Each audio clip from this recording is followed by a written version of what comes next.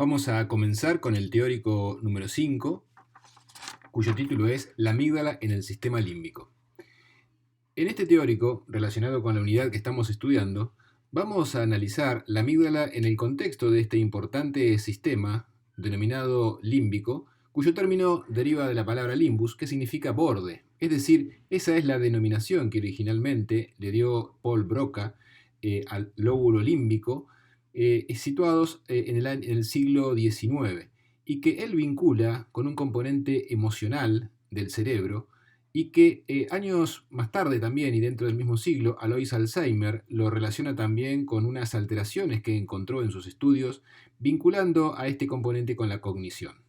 Pasaron unos años, y en el siglo XX, año 1937 aproximadamente, James Puppets describe el circuito del sistema límbico, compuesto básicamente por tres grupos neuronales. Clásicamente se los conoce como hipocampo mamilar, mamilo talámico y tálamo cortical, de la manera entonces que iba transcurriendo ese circuito. El autor toma estructuras telencefálicas y diencefálicas, también toma elementos corticales y subcorticales. Los corticales los relacionaba con la experiencia subjetiva de la emoción y los subcorticales con la expresión conductual de esa emoción.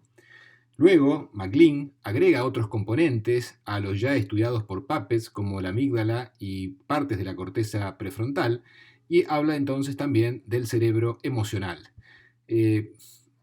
Conceptos vinculados a este sistema límbico que también, como ya hemos visto, ha tenido varias críticas, como la de Leduc, por ejemplo, donde hace referencia a algunas cuestiones, como por ejemplo, el hipotálamo no solamente se conecta con el sistema límbico, sino también con todo el neocórtex. De igual modo, el hipocampo es otra estructura cuestionable porque interviene también para la cognición más que para la emoción. Y al mismo tiempo Ledoux agrega que hay elementos del tronco cerebral que no están incluidos y también forman parte de la expresión de las emociones. Entonces, de alguna manera, una vez que estudiamos todo el sistema límbico, vamos a ver cómo hay dos componentes claves. La amígdala, que va a ser la protagonista de esta clase, y el hipocampo de la unidad número 6. De ese modo, vamos a ver cómo ambas estructuras tienen una superposición neuroanatómica y neurofisiológica porque participan conjuntamente, de modo general e integrador, en la cognición. Asimismo, no debemos olvidar que en el sistema límbico también existe la intervención de un procesador químico como es el olfato, y por eso hablaremos del rinencéfalo o cerebro de la nariz, en el cual el bulbo olfatoria se comunica directamente con la amígdala y parte de la corteza cerebral, en este caso la corteza piriforme. Si nosotros entonces pasamos a esta imagen donde vemos el título de la unidad número 5, la amígdala, el hipotálamo y el núcleo accumbens, dispositivos para la adaptación y el aprendizaje. Y vemos ahí ubicados en ese esquema cómo podemos nosotros entender que los estímulos del medio ambiente son ingresados por los sentidos, y el primer filtro que vamos a tener, el verdadero centro de admisión del sistema nervioso, es, como vemos ahí en la imagen, el SARA, Sistema Activador Reticular Ascendente. Si pasan ese filtro, van a llegar hacia el tálamo. Y en el tálamo es un centro integrador, donde pasan o donde ingresan todos los sentidos. La excepción, digamos, en el cual el olfato ingresa directamente al cerebro emocional. Entonces, vemos que en el tálamo se produce esa integración y se produce esa selección a favor o en contra de la supervivencia. Es lo que Ledoux en su descripción lo llama el camino corto. Recordemos que Ledoux siempre trató de comprender la parte biológica, el fundamento más biológico de la emoción, sobre todo el miedo. ¿Y por qué el miedo? El miedo es muy importante como comportamiento, ya que sus disfunciones en el procesamiento son o constituyen la base del trastorno de la ansiedad. Y es una afección prevalente en el mundo actual. De ahí la importancia. Entonces, de ese modo, la amígdala evalúa de acuerdo a esa memoria genética de preservación que tiene, más la información que ha sido acumulada con el tiempo. Y entonces es considerada una base de datos muy pobre, tal vez, por el hecho de que se equivoca muchas veces en el procesamiento, pero de todos modos es la que hace y la que considera si hay peligro o si considera si es placentero el estímulo que le llega. Por eso hay dos flechas. Amígdala considera peligro, apunta hacia el hipotálamo; considera placentero, apunta hacia el núcleo accumbens. En cambio, si la evaluación es neutra, se puede hacer un camino más largo y entonces no está en el esquema, de la amígdala pasa a la corteza. En resumen, como vemos ahí en la pantalla, amígdala de color amarillo, si es placentero apunta al accumbens, si es peligroso es el hipotálamo y si es neutro iría directamente a la corteza y tomando el camino más largo. No olvidemos que el estudio del miedo a lo largo de los años es un componente muy importante en la evolución porque en este momento nosotros estamos reaccionando a un estímulo social o a veces psicológico de miedo, de igual manera que lo hacían nuestros ancestros cuando eran tal vez tomados por una presa y respondían ellos al miedo frente a un depredador, igual que nosotros ahora a un miedo psíquico o medio social. ¿Y cómo lo hacemos? Aumentando la frecuencia cardíaca, la frecuencia respiratoria, el tono muscular, etc. Vemos ahora entonces el sistema límbico, donde el complejo amigdalino o amígdala, que es el protagonista de esta clase, forma junto con la formación hipocampal y la corteza límbica asociativa una letra C o un formato convexo.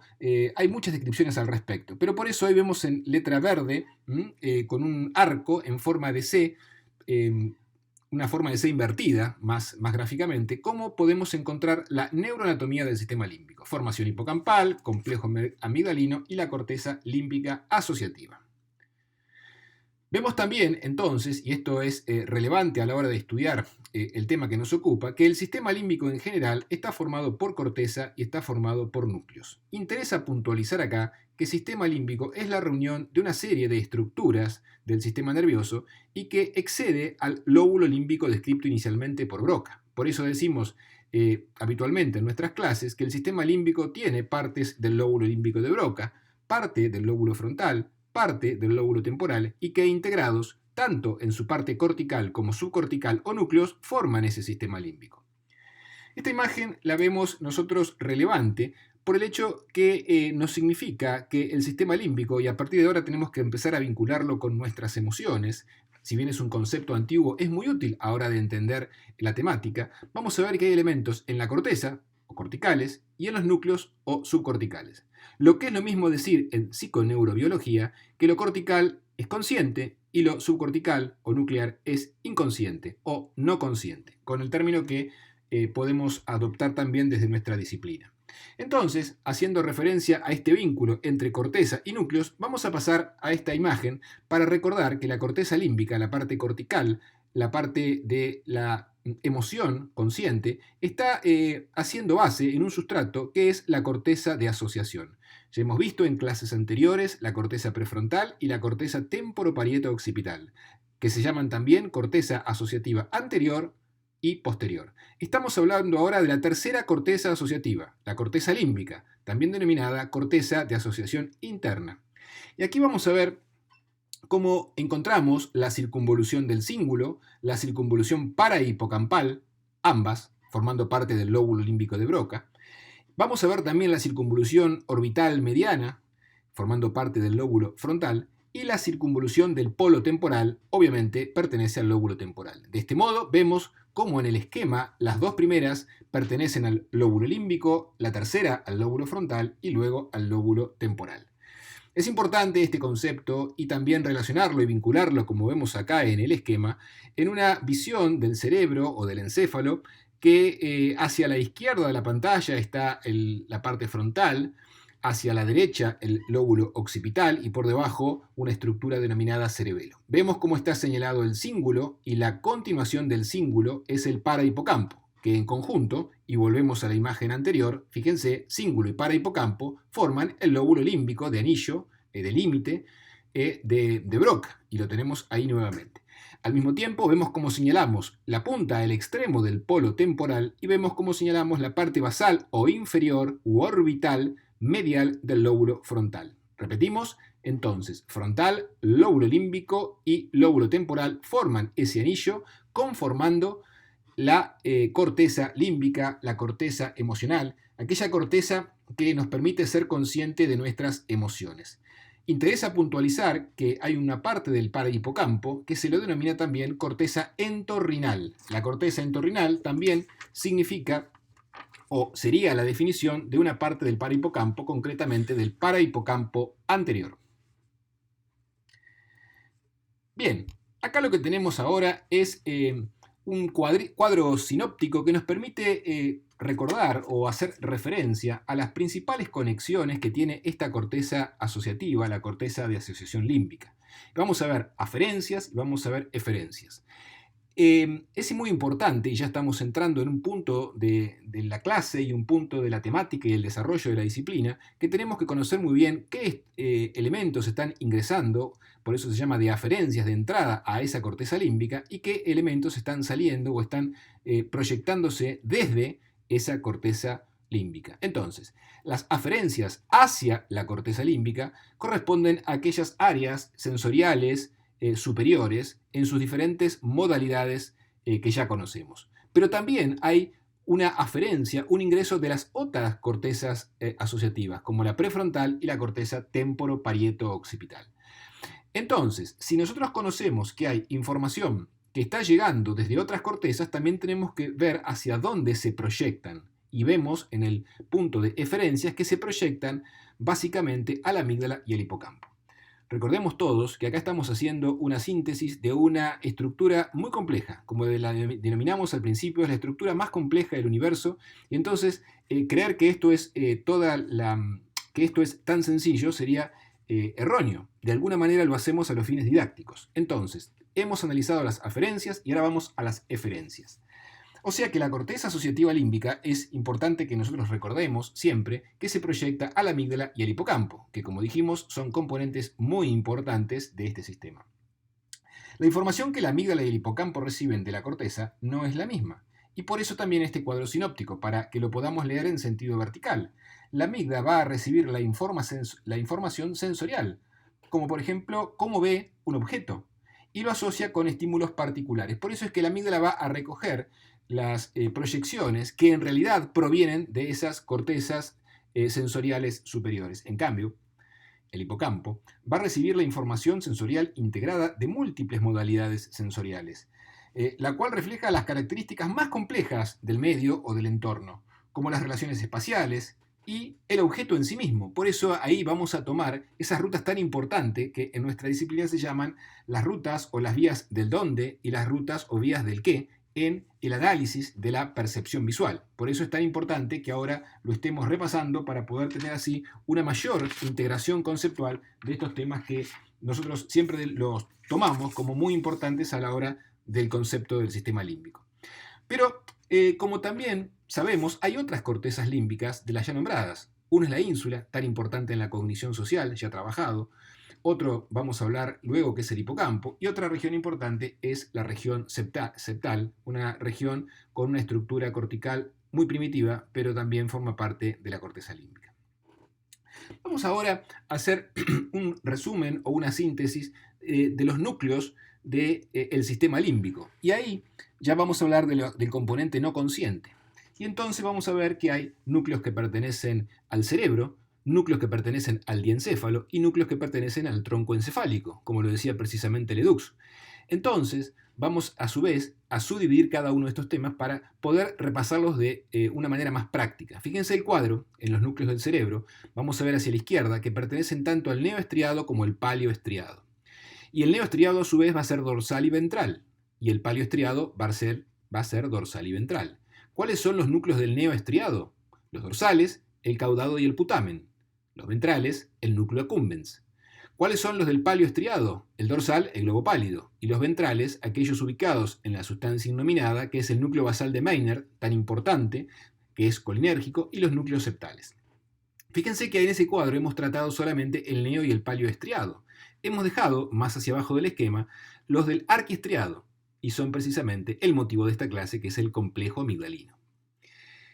Por eso lo hemos puesto por separado para resaltar la importancia en esta temática que nos toca abordar en el día de hoy.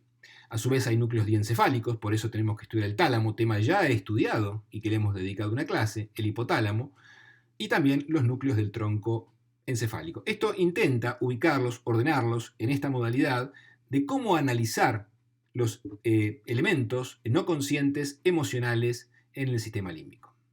Vamos a ver ahí entonces la ubicación del núcleo amigdalino, o en realidad llamado complejo nuclear amigdalino, donde hay diferentes núcleos o subnúcleos. no los podemos apreciar en la imagen vemos un color rojo solamente, pero tenemos que imaginar que además está subdividido.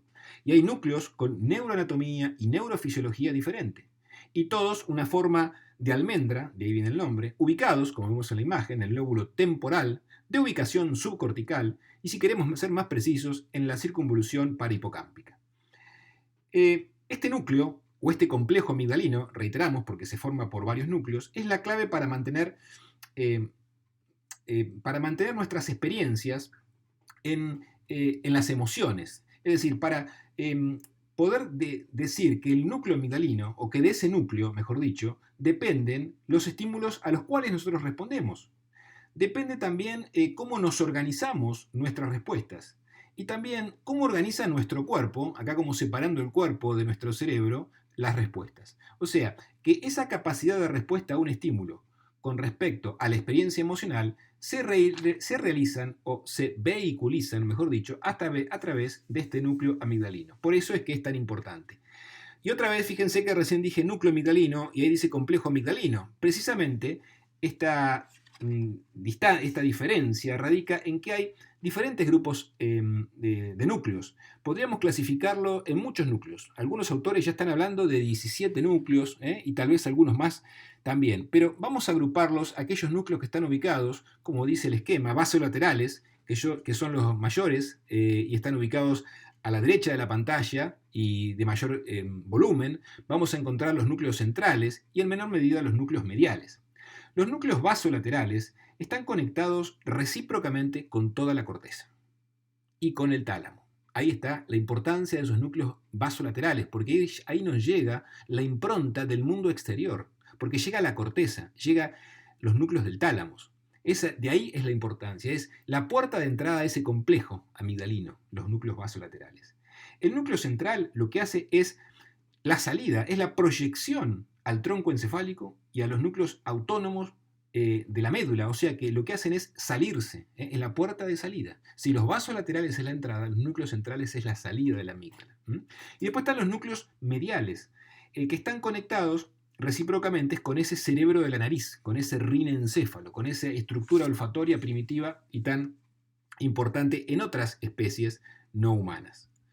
Vamos a ver este esquema que a priori parece complejo, pero vamos a tratar de sintetizarlo. Vamos a ver los núcleos basolaterales, los centrales y los mediales, como similares a la imagen anterior. Volvemos hacia atrás, basolaterales, centrales y mediales. Vamos a la imagen actual y entonces vemos con unas líneas muy delgadas de los basolaterales emergiendo unas flechas que se proyectan al tálamo, vamos de superior a inferior, a la corteza prefrontal y a la corteza límbica. Vamos a ver cómo van a ese núcleo de color rojo, que es el núcleo de Meynert. Y vamos a ver a su vez cómo van a los núcleos centrales. O sea que al mismo tiempo que los vasolaterales van al tálamo, a la corteza y al núcleo de Meynert, también van a otros núcleos para tratar de buscar la salida del complejo amigdalino. Y eso es muy importante a la hora de tener en cuenta la función de la amígdala.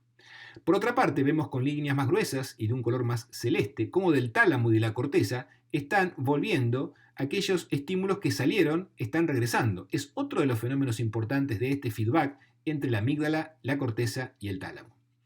Ahora bien, si ya analizamos estas vías de los núcleos basolaterales, también podemos observar bien a la derecha y hacia abajo cómo aparece el hipocampo de color naranja y en forma de espiculado, donde se conecta con la amígdala a través de los núcleos basolaterales. Y entonces acá es importante remarcar que los núcleos basolaterales tienen la función de asignar una importancia emocional a un estímulo.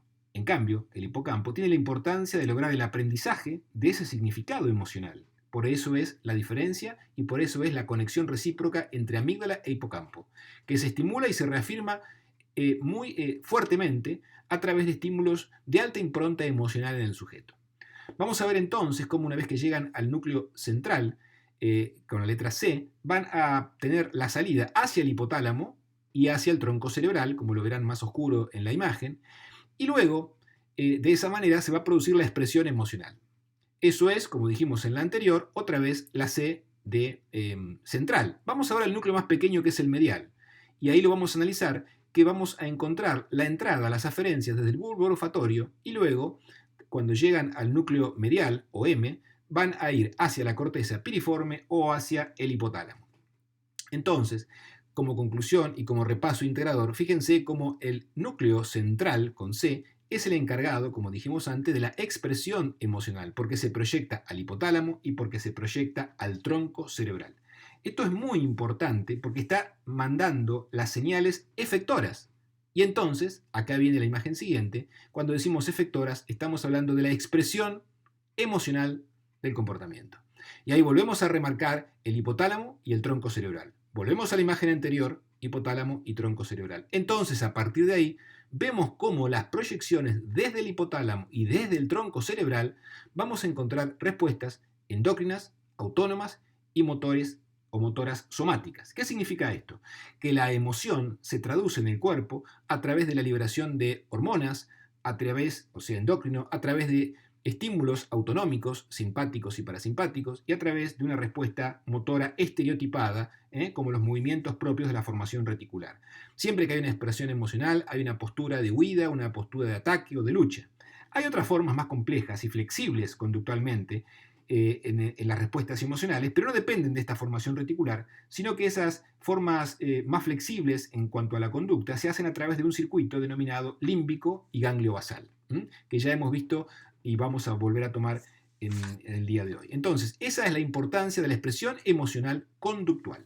Por eso, siempre es importante relacionar a la amígdala con nuestra parte más emotiva, más primitiva tal vez. Aquí vemos un corte de una resonancia magnética donde vemos con un color iluminado, ahí de color rojo, a la amígdala. Hay muchos estudios de neuroimagen, en este caso como es una resonancia magnética, acá estamos viendo un corte coronal, la parte de arriba de la imagen es la superior, acá estaríamos viendo la amígdala de un solo lado, y hay algunos conceptos importantes que uno debe conocer. Hay estudios en los cuales se ha analizado la morfología de la amígdala en sujetos violentos, fíjense que estamos hablando de la violencia ejercida a través de las emociones, incluso que se podían caracterizar como psicópatas. El volumen general de esa amígdala era mayor en los violentos que en sujetos normales o controles. Pero lo más importante es que la morfología de los diferentes núcleos era distinta. Ahí estaba la diferencia. O sea, tanto el aumento como disminución del tejido en diferentes núcleos amigdalinos se consideraban como el aspecto más importante a tener en cuenta más que el volumen mayor, o sea, la diferencia entre los núcleos. Sin embargo, hay otros autores que opinan diciendo otra cosa, que encontraron disminución en el volumen de la amígdala en sujetos violentos y psicópatas. Entonces, ¿cómo sería esto? ¿Es mayor o menor? Bueno, hay mucho por estudiar. Hoy se está diciendo, se está considerando que la diferencia entre ambos estudios, si es mayor o menor, podría encontrarse si en un lugar se han incluido en el estudio algunos sujetos con trastornos asociados, como por ejemplo la esquizofrenia. Entonces, no podemos hablar de una relación consistente hoy día entre el volumen de la amígdala y la agresión o el acto violento, porque hay muchas cuestiones todavía por resolver. Tal vez algunos plantean que no se distinguió aún entre lo que significa una agresión de tipo impulsiva y una agresión predadora o de tipo instrumental. O sea, lo importante es ver que ya estamos analizando conductas a través de la estructura biológica. Entonces, hay mucha diferencia en cuanto a los estudios, pero la línea de análisis sigue siendo del mismo lado. Hay otro análisis de otros autores que muestran una diferencia entre las amígdalas de sujetos que han cometido asesinatos y que habían sido declarados a su vez no punibles, no culpables por razones de trastornos en las cuales no podían comprender lo que estaban haciendo, y utilizaron técnicas de resonancia magnética y encontraron una asimetría anormal en la actividad de la amígdala, mostrando, por ejemplo, en ellos que la amígdala izquierda tenía una actividad reducida y la amígdala derecha una actividad aumentada. Bien, son todos líneas de investigación, falta mucho por descubrirse, pero es interesante que vayamos analizando la importancia que tiene esta estructura en el comportamiento humano en sus diferentes formas. Vamos a ver ahora también, a señalar al menos, otro núcleo muy significativo que es el núcleo accumbens. El núcleo accumbens es una estructura que nosotros la hemos analizado, la hemos considerado en la clase anterior, porque forma parte del núcleo estriado ventral, que recibe información de todos los grupos nucleares de la amígdala, y así también recibe del hipocampo y también de la corteza de asociación límbica. O sea que podríamos decir claramente, sin temor a equivocarnos, que el estriado ventral o accumbens es aquel que recibe del sistema límbico, de esa forma de C, como nombramos antes, amígdala, hipocampo y corteza de asociación. Y también nos sirve de repaso. Acá tenemos el circuito del accumbens, que ya lo habíamos trabajado en la clase anterior como del pálido ventral. Ahí lo vemos con un color rojo en la esfera que está a la derecha de la pantalla y vemos cómo, y dijimos recién, provienen aferencias de la corteza prefrontal ventromedial, que es parte de la asociación límbica, de la amígdala y del hipocampo. Y una vez que se introduce en ese círculo, en esa ruta de feedback, pasa por el pálido ventral, luego al tálamo y luego a la corteza. De paso, nos sirve para repasar que los circuitos siempre tienen ese feedback. Entramos por el neoestriado, pasamos al palioestriado, pasamos al tálamo y a la corteza. O dicho de otra manera, corteza, neoestriado, palioestriado, tálamo. Podríamos empezar de cualquier lado, pero siempre el círculo va en ese sentido. Córtico, estriado, pálido, tálamo, tálamo, corteza. Ese sería entonces los circuitos. Vamos complejizando nuestro vocabulario. Córtico estriado, estrío palidal, pálido talámico, tálamo cortical. Lo que hacemos es ponerle el prefijo a cada una de las proyecciones neuronales que parten de un lugar determinado. Podríamos ingresar desde diferentes lugares para hacer más complejo y para entender más aún el funcionamiento del comportamiento desde el punto de vista emocional en nuestro cerebro. También existen núcleos septales. Los núcleos septales hay de diferentes de diferentes tipos, los septales mediales y los septales laterales. Los septales mediales, que están en la línea media, junto con otros núcleos como la banda diagonal de Broca, un núcleo que no lo hemos nombrado, lo nombramos ahora para ubicarnos, y tal vez alguno lo ha leído, pero básicamente junto con otro que es el núcleo de Meiner. El núcleo de Meiner es un núcleo colinérgico de mucha importancia anatómica y sobre todo anatómica funcional, neuroanatómica y neurofisiológica. Esos están considerados en su conjunto como núcleos del prosencéfalo basal y también los hemos analizado como componentes del paleoestriado ventral que dijimos previamente. El núcleo basal de Meiner se proyecta a todas las áreas del neocórtex, están muy inervadas, estas áreas están muy inervadas por este núcleo y siempre son neuronas colinérgicas y son aquellas que son relevantes a la hora de analizar la anatomía disfuncional que se encuentra alterada en los enfermos con el mal de Alzheimer. Por eso es que también lo nombramos y es importante en el desarrollo de la neurociencia actual. Entonces, de este modo, vamos viendo cómo esos núcleos forman parte de este sistema límbico. Y por supuesto, no podríamos dejar de terminar este recorrido sin hablar del hipotálamo, con la gran cantidad de núcleos que tiene y que ya ustedes han trabajado en el libro de cátedra, y los componentes que Ledoux nos llamó la atención y nos remarca, o básicamente le remarca o le contesta de algún modo a MacLean cuando dice que en el tronco cerebral también aparecen núcleos o intervienen núcleos dentro del sistema límbico. Entonces, de ese modo, nosotros podemos decir que la amígdala es una estructura clave. Ahí la tenemos. ¿Qué es la amígdala? ¿O qué es lo que tenemos que saber de la amígdala? La amígdala entonces se relaciona con un conjunto de procesos nerviosos, como son la regulación de la emoción, básicamente, el procesamiento de la recompensa, como vimos con el núcleo accumbens, con la memoria emocional, la relación con el hipocampo, la cognición social, en el vínculo con la ínsula, y también con la detección de amenazas procedentes del medio ambiente. Por eso hablamos del miedo, ya sea un miedo a través de estímulos visuales o auditivos. También pone en marcha la excitación de una respuesta de lucha o de huida, como hemos trabajado en la expresión de la conducta, a través de sus conexiones con el hipotálamo y del tronco del encéfalo. Por eso, también esta estructura es la base neural de los trastornos de ansiedad, tan importantes, como dijo Ledoux, en la sociedad actual. Por eso esa amígdala está interpuesta, y ahora queremos ser demasiado sintéticos para comprenderlo. La amígdala está interpuesta entre la corteza, que le provee de información, y el hipotálamo, en el cual se encarga de proyectarse. Entonces, la corteza lo que hace es encender a la amígdala o apagarla. Entonces, ese apagado, decimos nosotros, ese off que la corteza le manda a la amígdala, es el motivo por el cual la amígdala regula su comportamiento. Si no se puede apagar el estímulo de la corteza a la amígdala, es decir, anda mal el apagado, permítame ese término, la amígdala se enciende y genera un fenómeno vinculado a los trastornos de ansiedad. La amígdala, a su vez, se vincula o se proyecta, como vimos, con el hipotálamo. ese encendido hacia el hipotálamo, cuando el encendido es muy sencillo, se hace fácilmente, cambia el umbral, como por ejemplo puede ocurrir con un evento traumático, y por eso es importante que el trauma, por eso es importante que el entorno, que el medio ambiente va impactando sobre la amígdala. Entonces, ¿por qué un evento traumático, un trauma psíquico afecta a nuestro cerebro, a la amígdala, y modifica el umbral y entonces produce la ansiedad?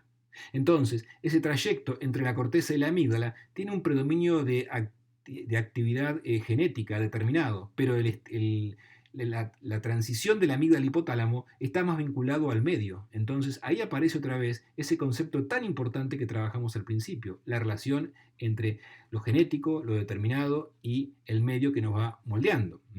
El hombre en su relación con el medio y la importancia. Y teniendo en cuenta que el cerebro tiene plasticidad, podemos nosotros ver cómo un evento traumático, cómo los hechos de nuestra vida nos pueden incluso cambiar lo que decimos nosotros, nuestro cableado neuronal. Por supuesto que estas modificaciones en la amígdala o estas diferencias van transformando el desarrollo del sujeto y van haciendo un comportamiento distinto de acuerdo a cada uno de los estímulos vividos a lo largo de la vida. Por eso también las personas que tienen un funcionamiento distinto en la amígdala pueden tener dificultades en reconocer una señal facial de malestar. Para algunos es difícil reconocer cuando el otro se encuentra enojado, cuando se encuentra molesto, tiene dificultades para generar respuestas frente a ese miedo, y entonces son aquellos sujetos que tienen dificultades en la convivencia social, incluso alta tasa de violencia, como hemos visto también en los ejemplos anteriores, pudiendo vincularlo con aspectos de nuestras normativa social, y entonces vincular a la amígdala hoy con los sujetos con trastornos agresivos, con los sujetos psicopáticos, forma parte de los objetivos de estudio del avance de la neurociencia vinculados a los componentes jurídicos de la psicología forense, tan importante en ese vínculo estrecho que tenemos con esta disciplina. Por eso, entonces, como resumen, encontrar la amígdala, relacionarla con los aspectos vinculados al sistema límbico es lo más importante y lo que queremos dejar en esta clase y básicamente en este teórico número 5.